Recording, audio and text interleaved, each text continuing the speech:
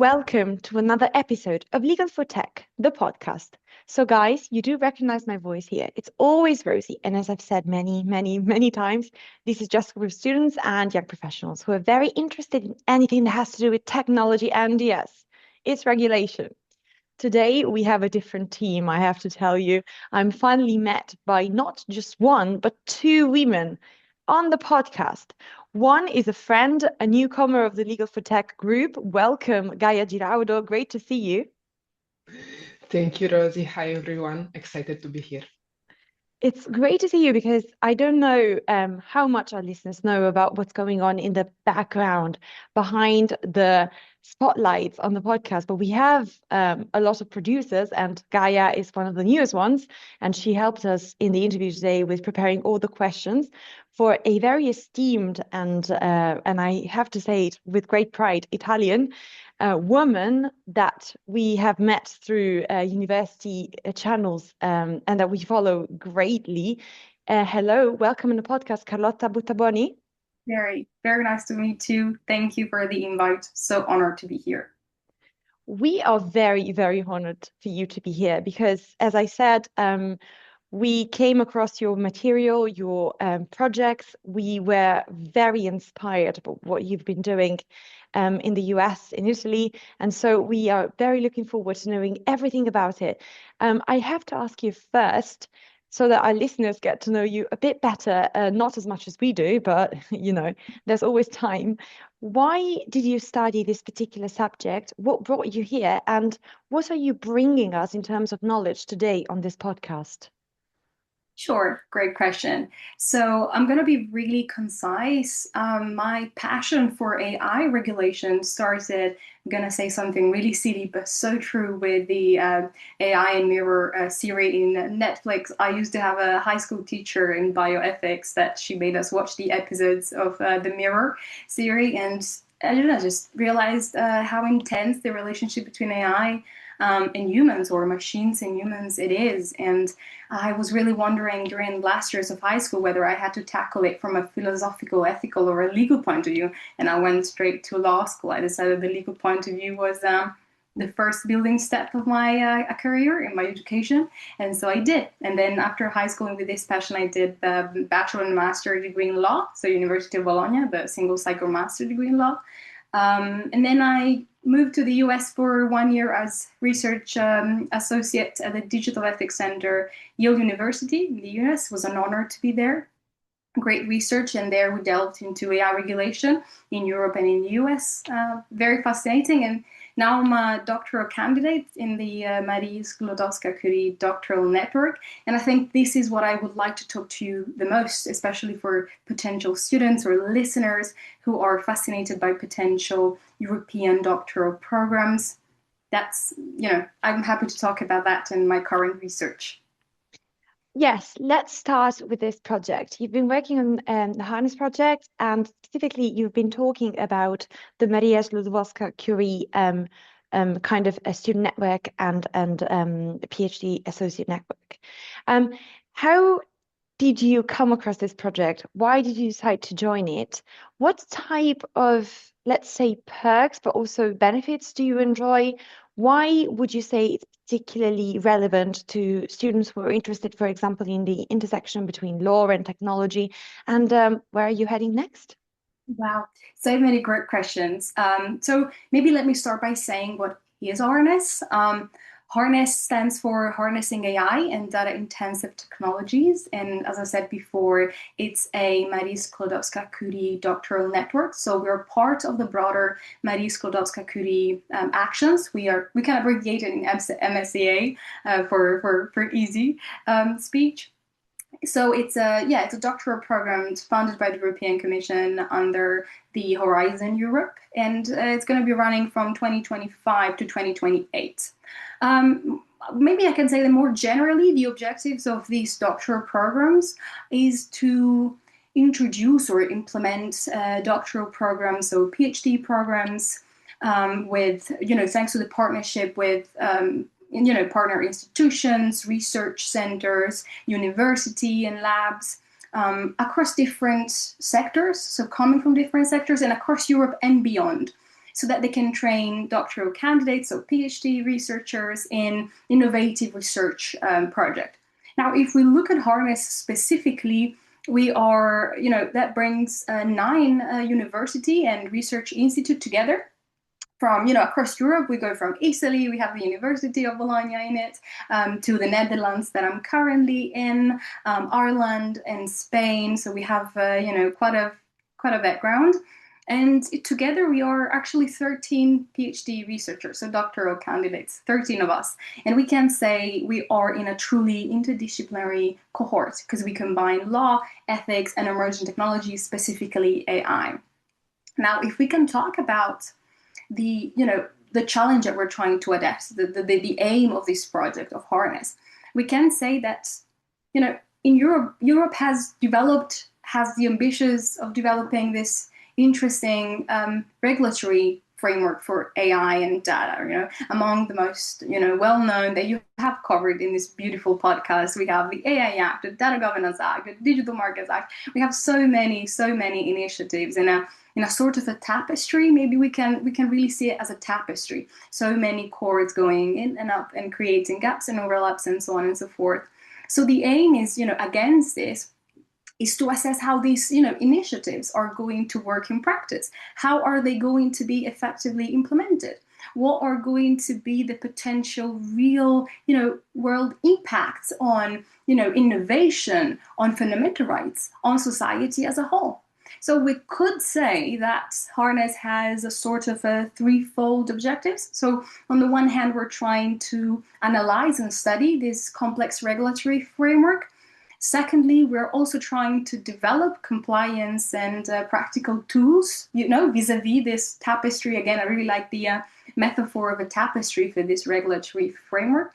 And third, we're also trying to assess, against this study that we're making all together, practical case studies, so real world scenarios, whether where we can see these regulatory initiatives working.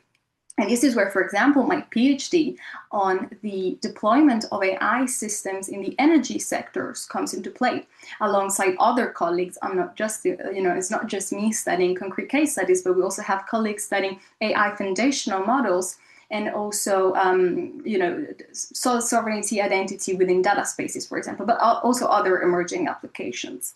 So this is what we do.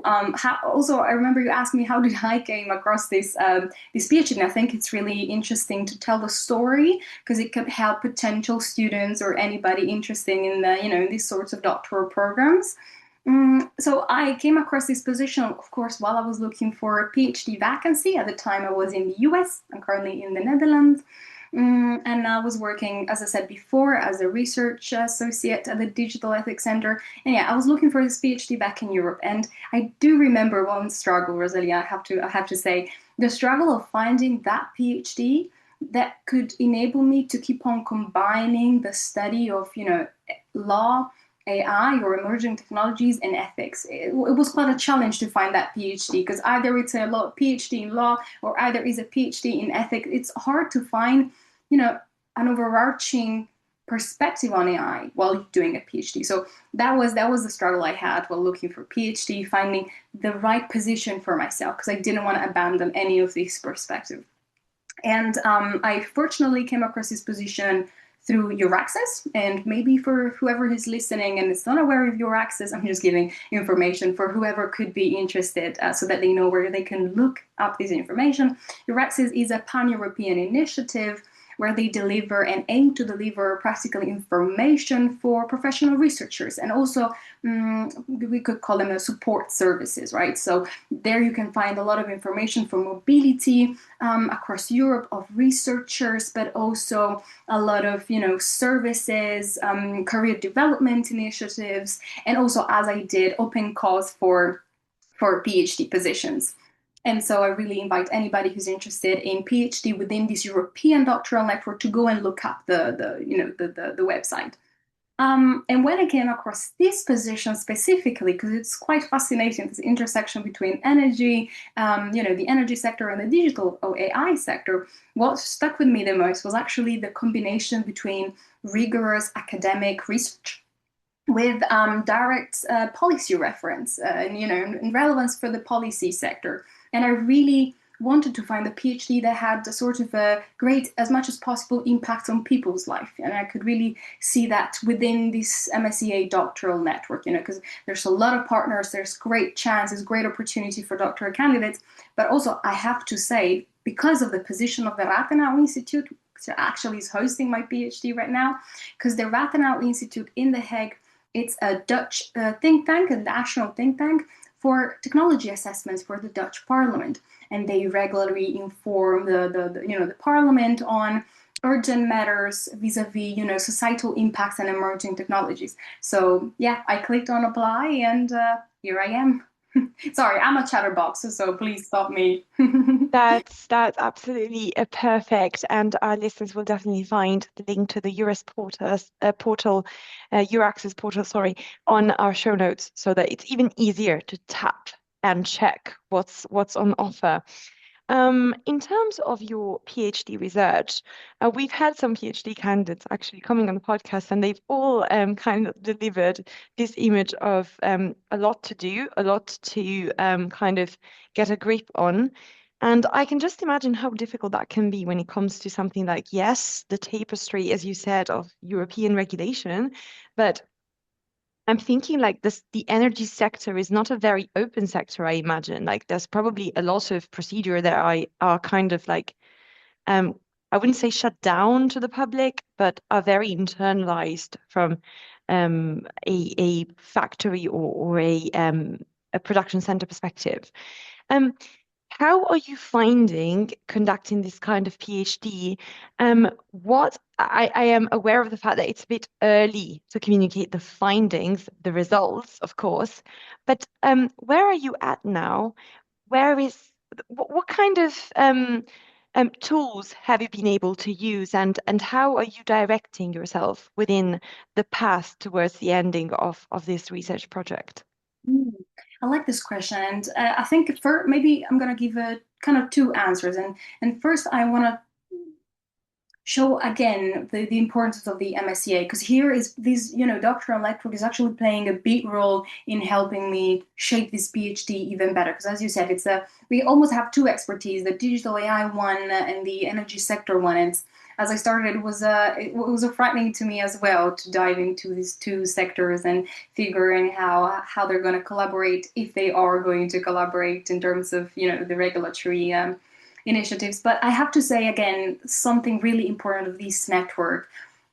So there are several factors actually that come up in my mind that I would like potential students or researchers that are interested in this position to keep in mind with this great opportunity of the MSCA. First is that MSCA provides comprehensive financial support, and this does not mean only the salary that we receive, but also comprehensive financial support, for example, for research activities. And if you want to go and ask the right, you have interviews and any research related kind of activities, but also courses and training and a lot of educational trainings. So this is really important, and it's also very important to make sure to say actually that this financial support is actually adjusted, equitable from country to country. So depending on how expensive a country is, then the doctoral candidates receive the appropriate funding. Because I think it's really important, so that you don't actually you can only focus on your PhD research without having any financial stress, because any research related activity is actually covered. And these allow you a great freedom in conducting interviews and going abroad for courses and so on and so forth. But again, also with regard, for example, to the mobility and this capacity of going abroad or in different countries, or just move, some kilometers away from your university to enhance your understanding. Because I don't have an energy, sector background. I never had it. I just had a AI regulation background, and this is where you can really see this network, coming on and working together. So every PhD candidate has a set of months that they have to spend in a different partner institution, may be a lab, can be a research center, can be a different university, where they can go and acquire the understanding that maybe they don't find in their own, host institutions. because of specialization, because it's possible that, within your university, you don't find that particular course that's, really, you really needed to, to understand and work towards your PhD. And for example, talking on my behalf in my PhD only, I will be spending some months at Twente University. Well, I'm going to have a chance with the professors there, because it's a partner institution within Harness, to study and audit courses on anticipatory governance practices that I still don't have a grasp on, as a tools that you were saying, tools towards, completing this PhD. And they have great courses and great expertise on anticipatory governance. So I'm going to spend some months there. And I'm going to have the honor to spend some months at Trinity College in Dublin, because they have great courses on risk management of AI systems. So here you see the unfolding of this doctoral network, meaning that you're not just in your institution, you're really connected with the other PhD.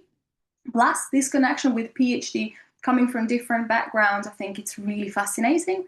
And even more so, I want to say, especially because we have 1 week long workshops and trainings where we are brought together, because we're in different countries, so sometimes it's hard to keep up with us in our research project, and we're all doing this things together. We're on the same boat, we would say in Italy. And we actually just met in December, wonderful opportunity in Spain. Actually, we met in Sevilla for a week, and we had this great opportunity to gather and learn from each other expertise, understand how our academic background could represent a meaningful contribution towards this PhD, because we're all doing it together. And there's this really a big feeling of, you're not alone, we're doing it together, we're helping each other, because there are ethicists and there are lawyers and there are computer science people. And so maybe the expertise you don't have, you can build it, but you can also find with the collaboration with the other PhD researchers. Even though they are in Spain or in Ireland, they're really close by. So I think that's really something. And so the training, the courses, the educational career development is key, I want to say, especially, currently I'm, for example, attending many courses at Delft University, because they have great courses on the energy sector and the markets, for example, for the energy, the energy market of today, and how has it been developing, and, what has been the transformation with the digital transformation, unfolding side by side. And so, yeah, I want to say the educational training is really important. So these are also factors that we really have to take into account, where if you want to join this doctoral network, I think it's key, because there are wonderful opportunities, the mobility, the peer-to-peer support, the courses, the training. It's a valuable opportunity. I'm going to kind of step in and kindly rephrase the question that Gaia wrote for us, just because I want to make sure that our listeners get a grasp of what you're doing. In terms of your PhD research, you're kind of bringing together the experience of the practical reality of regulating AI in this energy sector, and you are intertwining it with your obviously great knowledge that you're building up through the training and through your personal experiences in the past, which are, I would say, coming from a more theoretical point of view. And I would like to know, it's a lot to keep together. Do you ever fear, or is this just like a terrible question to ask actually, but do you ever fear that your research at the end is going to be too much inspired by your theoretical grounding and will be, I wouldn't say irrelevant, but too high-minded when considering the practice of the industry of the energy sector? Right. So I'm going to say I had the fear probably at the beginning, especially when I started, because it feels, talking about the energy sector and the digital sector, you have to deal with these big techs on one hand and big industry of the energy market on the other hand, and you feel kind of small vis-a-vis, these players. But here is where, when you start your PhD, you're starting having a grasp that research is powerful, but it's also powerful because it becomes practical. And the more practical you make it, because the PhD research is just your own, right? So nobody is telling you how to do your research and where are you supposed to find. The findings are going to be your finding of your own research, of your own pace. Because, and I think potential PhD researchers have to understand this is your own research, right? So the question you pose it yourself, the answer you find it yourself. Having said that, within, talking specifically, now being general, talking specifically about my PhD, I had the great opportunity, and I still do, to have, great professors supervising me.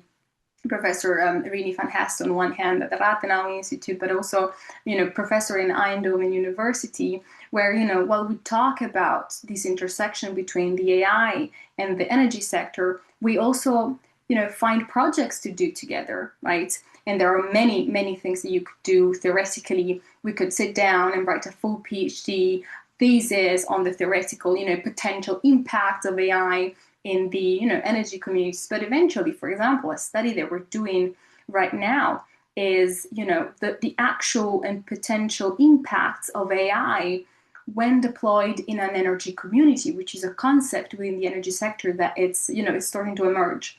And maybe I can take a step back, and to really make you understand the PhD and the practicalities that I'm facing, I can take a step back and paint you the picture of what is really happening in the energy sector right now, because it really makes you understand that it's, yes, very theoretical, but very much practical. And we have to take a very, hands-on approach to really delve into these questions and understand this question, and eventually have the answers of these questions at the end of the PhD.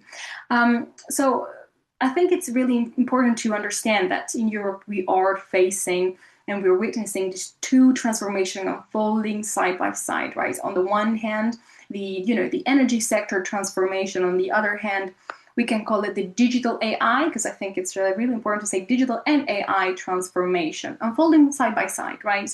At the same time, these two transformations are also converging, okay? So they're converging with each other in ways that we can say are promising, but also challenging, and they pose kind of risks and challenges that we have to study. Now, if we look at the energy sector specifically, just for a second, we have to understand that the energy sector, the contemporary European energy landscape as we know it today, it's the evolution, is the result, is the culmination of more than 100 years, is almost a century of development, of infrastructural development that thanks to guiding and organizing principle within the energy sector that during all these years kind of changed, influenced, and reshaped the institutional framework of the energy sector, the actors constellation of the energy sector, the system infrastructure itself.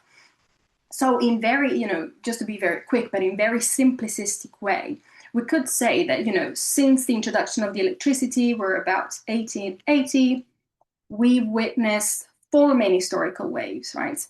We have two first waves, and again, very simplistic work, but just to give you the idea, where we had, in these first two waves, we have the paradigm of the centralization of the power supply. So we had central supply of energy, central stations providing energy to the consumer, right?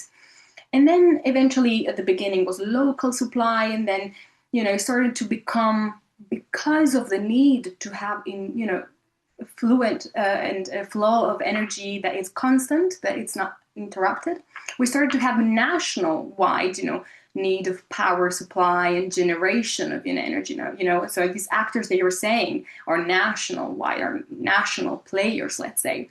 But we also have to keep in mind that during the 1970s, we started to have some factors that started to shook this kind of this centralized dynamic, right? We have to think in the 1970s, we witnessed the oil crisis. We had the recession from 1970 or 80 to the 90s, right? We had the start of the liberalization of the European market. We started to have the privatization of the market, so many factors that started to change the energy landscape that we knew so far with this centralized paradigm, started to have an hybrid, and then I've come close to the fourth wave that we're currently witnessing today, where we are witnessing, this shift, which is a parallel shift. We're not shifting from centralized power supply to complete decentralized, energy systems, but we are witnessing the parallel emergence, we could say, of decentralized energy systems. So the paradigm of decentralization, of getting closer to the consumer,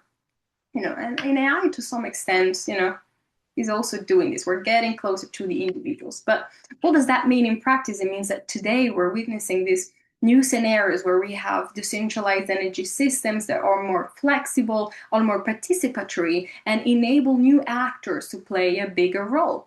For example, energy communities, individual households, and distributed energy resources, for example. And so these whole dynamics happen because we have other factors into play. We have the climate crisis that we need to face, right? And we have the urgent need to meet sustainable development goals. But we also learned that we need to stop our energy dependence on other regimes, right? The European dependence to become more autonomous, strategically autonomous. And we also have this digitalization process, that started to emerge, and IoT is everywhere, also in the energy sector. And so, leaving the energy sector aside and moving on to the digital AI parts of this answer, is that thanks to the digitalization of the infrastructure of the energy, we're now able to deploy AI.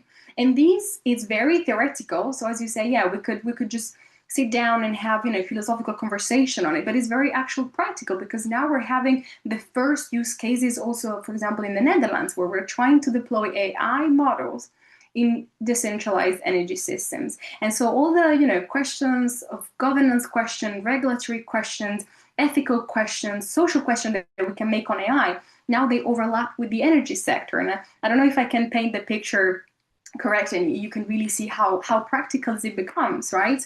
And so with this study that I'm currently doing, I decided to first focus on energy communities and energy communities deploying AI models to coordinate. Because as of today, AI has the potential to better coordinate, for example, distributed energy resources. Because we all know AI has benefits. My question is, what about the risks of this? How about the governance of this? What happens if I put AI models within an energy community that already has its rules, its governance, frameworks, and so on and so forth? What happens next?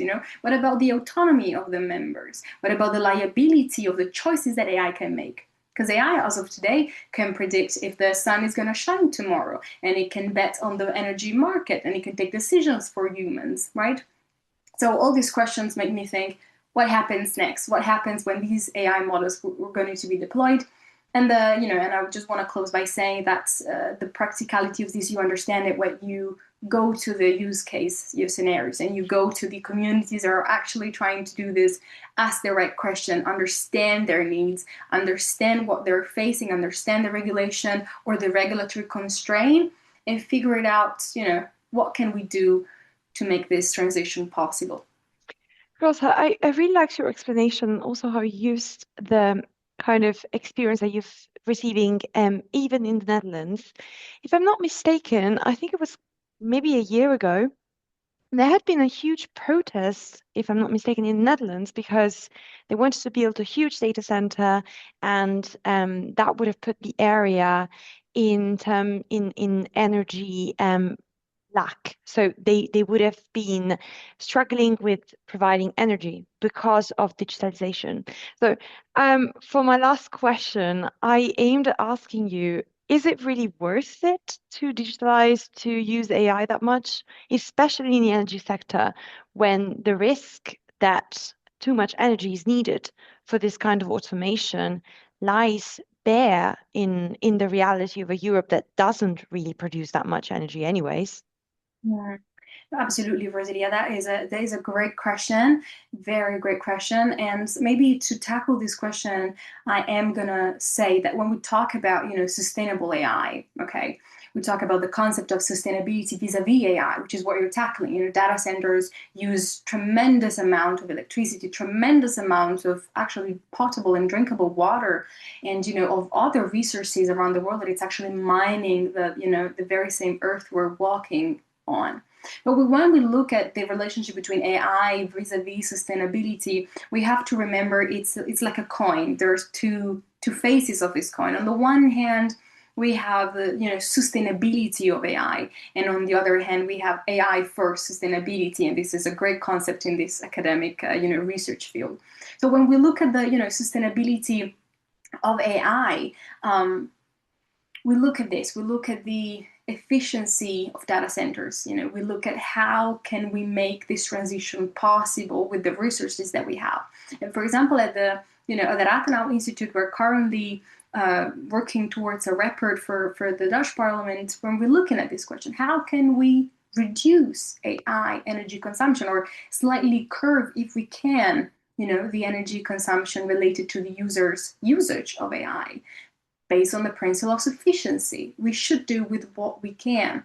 But, we have sufficiency, but we have also efficiency. We can build data centers, but they need to be efficient. They need to have, governance and regulations, and there needs to be an assessment, an environmental impact assessment of these big data centers, because we need to make them efficient.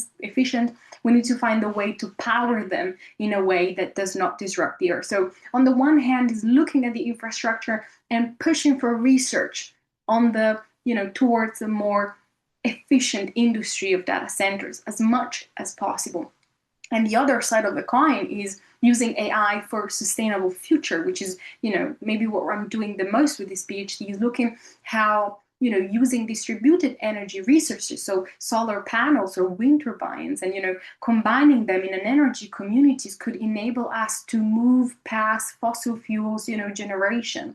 And so I think there isn't one straight, answer. As of today, 5 months in this amazing PhD, I can say we need to find, a balance of these two phases, but we need to push for both phases of sustainable AI, not just look at, how can we use AI to make more sustainable, but also remind ourselves that AI is slightly non-sustainable, and so we need to find the way to make it that way, or to make this balance worth it. Because at the end of the day, it's a trade-off, as always, and we need to make the trade-off kind of worth it. And even if there is no straightforward answer, and potentially it's all a matter of perspective, right? There doesn't have to be necessarily an answer. There is definitely a method for researching into this specific field.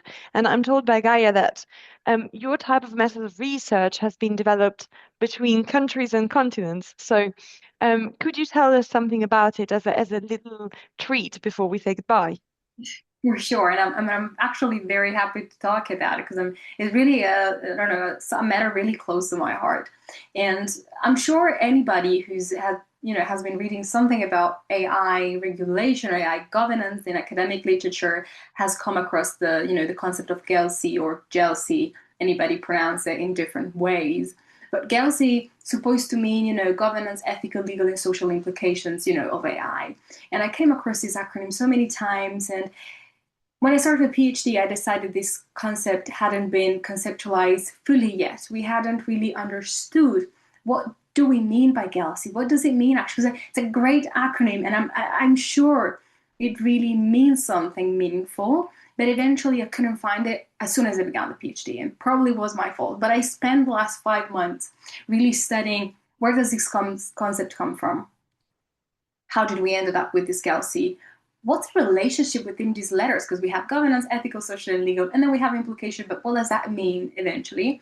And now I can say that, we started with this concept starts, after, almost a century of concerns of, the need to understand and anticipate impacts of emerging technologies when we didn't have AI, right?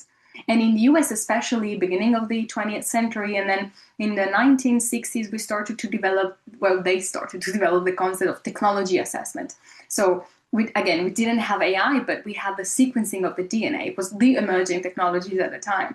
And, James Watson with the, Human Genome Project understood that, maybe the sequencing of the DNA could have social and ethical impacts that we had to assess, right, prior to doing it. And there was the beginning of this ELSI, of these, ethical, legal, and social implication related to the, the Genome Project. And then this concept of understanding, not just law, but also the ethics behind it, the social impacts that, at the time, the sequencing, but then emerging technologies that followed could have on the society as a whole. It was to be studied, right? And then, of course, they followed, again, a tapestry is a metaphor for today, but they follow not in a chronological order, but other theoretical framework kind of followed. We have to think of, responsible research innovation, RRE, with this after ELSA, after the TA, assessment. They all conceptualize the idea that looking at one specific aspect of technology was not enough. We had to look at other impact. To make the very long story very short, with this GELSI, I think we have to realize that GELSI actually means the governance of the ethical, legal, and social implications of technology. So governance, it is not just another element of the checklist. It's not the governance, the ethical, the legal, and the social implication. It is not. LC itself has never meant to be a checklist, and we all know it. But governance is actually the next step from TA, from technology assessment, to technology governance assessment.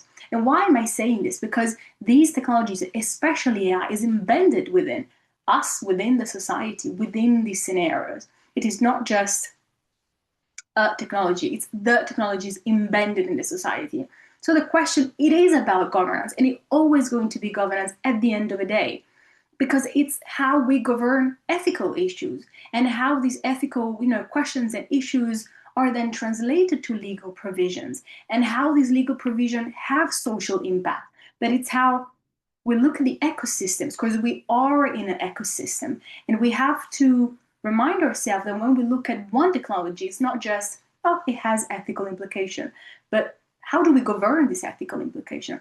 And now that we're looking at the energy sector and the digital sector, questions become more complex, because you have to place them within this ecosystem, within this area. To make you, for example, a very simplified example, if you look at the energy community, a question that I'm asking myself right now, which is a governance question, but it's a governance of the ethical the ethical impacts, is we have the renewable energy directive asking energy communities to have a democratic governance, kind of set up scenario. Feels straightforward. No, it's a value. It's democratic governance, right? My question is, what about choices taken by AI?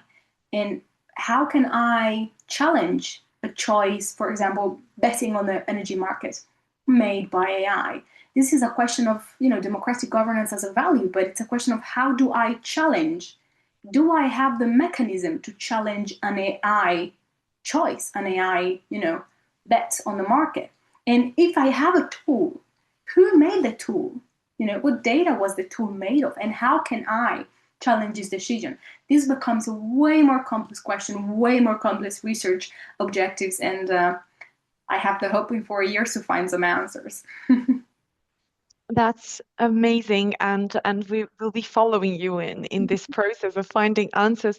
I always think of that Dr. Strangelove kind of situation, and I'll be thinking of you the whole time, thinking, please, please give it a governance that allows us not to end up in that situation. That can end up, of course, that can happen with human beings as well. So at the end of the day, like, we're all in the same boat, as you said. Okay. That was incredible as an interview. Our listeners will find all of the important information that you shared with us in our show notes. Is there anything else you'd like to highlight? Would you say they need to read something specifically? They could listen to something aside from this podcast, of course. But do you have any suggestions for them? Maybe I'm just gonna say maybe I'm just gonna have a suggestion with the PhD, like don't self-select out, don't doubt yourself, because I started the PhD very doubtful, and I remember applying for the PhD very doubtful, and even when they told me the positive, so oh, we hired you, I was very doubtful of their choice on myself. So, but doubt is bringing us nowhere. So never doubt yourself, keep on going, ask the good questions, and you'll find the answer somehow. Yeah, guys, if Carlotta managed to doubt herself, I would say that you're not alone. We are not alone. Thank you so much for joining us on this podcast today, Carlotta. And thank you, Gaia, for helping me with the questions and with actually getting Carlotta on this podcast. We need to give you all the credit. Thank you so much, Gaia. Thank you so much, Rosalia. Thank you, guys. Thank you so much. And this was all from the Legal for Tech, the podcast.